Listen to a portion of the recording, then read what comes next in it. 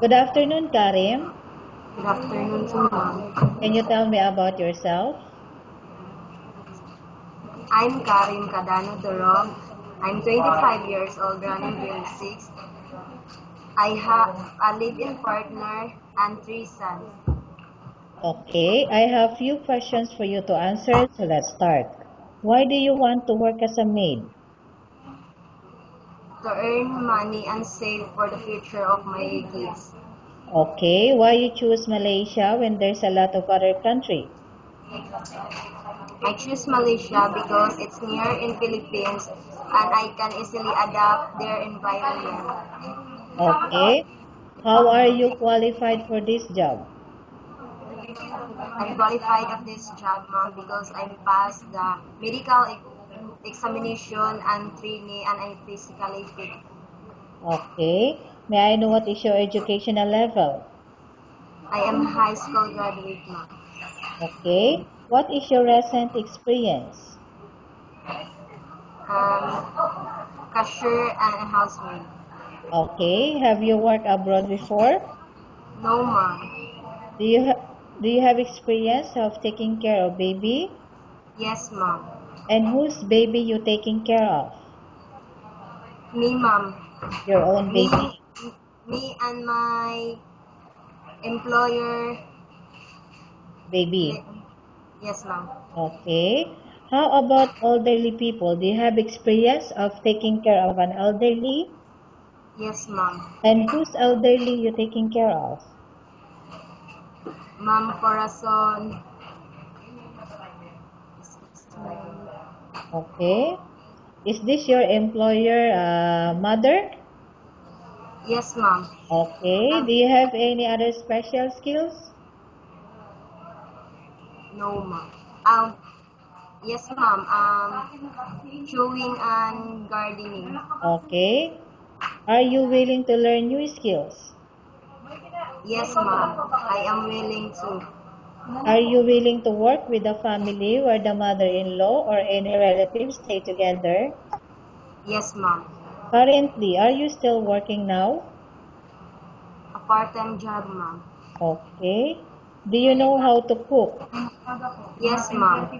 What sort of food can you cook? Adobo, gisado, pansit, caldereta. Okay. Is a Filipino dishes? Yes, ma'am. Okay. Are you aware that you will have to do washing, cleaning, ironing, and cooking? Yes, ma'am. From all the house chores, which do you like most? All around po, ma'am. Okay. If ever you were selected to work in Malaysia, who will take care of your kids? My mother. Okay. You are not allowed to use handphone during working hours. Yes, ma'am. I repeat, you are not allowed to use handphone during working hours. Yes, ma'am. You are only I'm allowed aware. you're only allowed to use handphone after you finish all the works when going to bed. Yes, ma'am. You are strictly needed to surrender the handphone to your employer in the morning, and your employer will return back to you once you're going to bed. Yes, ma'am. I repeat, you are strictly needed to surrender the handphone to your employer in the morning, and your employer will return back to you once you're going to bed. Yes, ma'am. If ever your employer find out that you're abusing of using your handphone and it's affected your work performance, your employer will confiscate your handphone and you are not allowed to hold it anymore. Instead, your employer will allow you to call to your family 3 times in a month. You're only allowed to bring normal phone and you are not allowed to bring smartphone. Are you agreed for the terms and condition? Yes, ma'am. Are you agreed to the rules and regulations for the handphone? Yes, ma'am. How many years is the contract as you agreed and understand? 2 years, ma'am. Can you describe for me your ethics, your attitude? I'm disciplined, hardworking, and passion. Okay. How can you assure to us that you will work hard in Malaysia? I can assure that I do my responsibility and I'm finished my 2 years contract in my employer. Okay. Can you promise not to use the telephone without the permission of your employer? Yes, ma'am. Can you promise not to put on makeup but to dress properly while work? Yes, ma'am. Can you promise not to invite friends and relatives without the consent of your employer? Yes, promise. I repeat, can you promise not to invite friends and relatives without the consent of your employer? Yes, ma'am. Can you promise not to ask for advance salary from your employer under any circumstances? Yes, ma'am. Do you really understand of the rules and regulation of the agency? Yes, ma'am. Do you pay any placement fee for you to come to Malaysia to work as a maid? No, ma'am. Do you have any history of sickness, example breast cancer or any other illness? No, ma'am. Do you suffer from any skin diseases, allergy or physical defect? No, ma'am. Have you suffered from any serious illness? No, ma'am. Have you undergone any operation? No, ma'am. Are you medically fit? Yes, ma'am. Are you on any medication? No, ma'am. Are you allergic with any food? No, ma'am. Are you prepared to work for the employer of any race?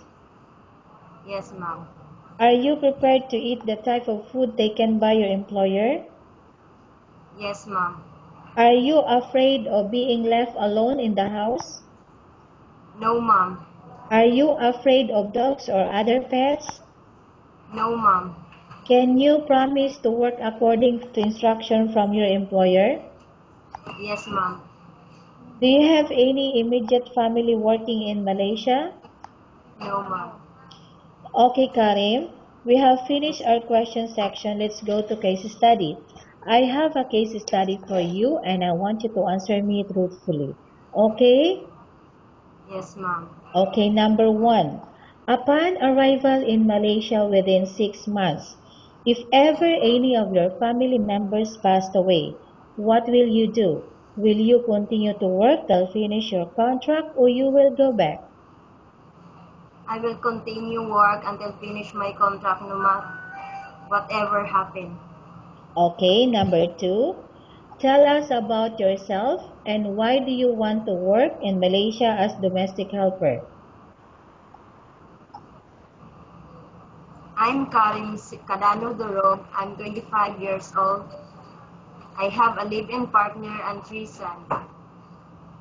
I want to work in Malaysia because it's near in Philippines and I can easily adapt their environment. Okay, Karim.